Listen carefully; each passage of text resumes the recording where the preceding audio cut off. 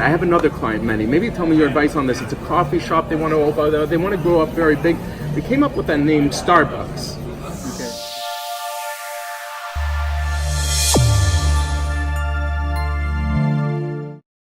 Imagine if me and you were having a conversation right now. Manny, I have a client, transportation company. They thought of this name. What are your thoughts on it? It's called Uber. Or more than that, I have another client, Manny. Maybe tell me your advice on this. It's a coffee shop they want to open. They want to grow up very big. They came up with that name Starbucks.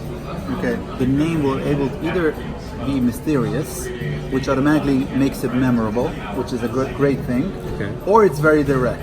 The very direct is because if I'm in an elevator with someone, I tell them the name of the company and they know what it is. But guess what?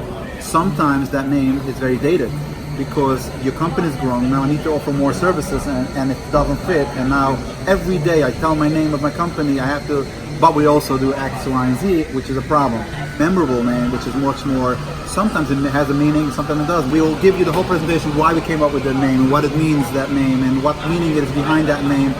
And sometimes people will ask us, so you think every customer, where should I tell this whole story why we have this name? You don't have to. Everything you say, everything you communicate has to match up, so it's consistent. For a long time when I started my agency, I thought of a name for a while. In the beginning I called it AM Advertising for Alex Metric, but then I wanted a name, and a big thing was finding a domain name that was available. I wanted something that would match it. .com. Yes. And luckily, adsdoneright.com was available. And I took it, and in the beginning when I started off as media placement in my agency. I wasn't really doing ad design, but it was Ads Done Right. It was a good catchy name, and I took it.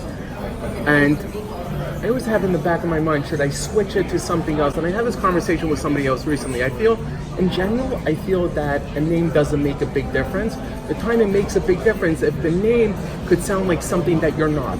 So when you change a name, equity is very important.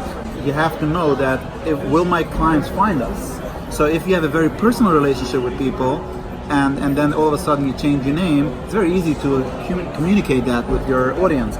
But if you're a household brand and on the shelf, we all know the story with Tropicana, and they rebranded and it was totally not recognizable. They lost sales immediately. Why? Because I'm used to buying a product off the shelf, and if I don't have enough money or time to actually educate people that I changed the name, it's the same company, sometimes you'll lose market share.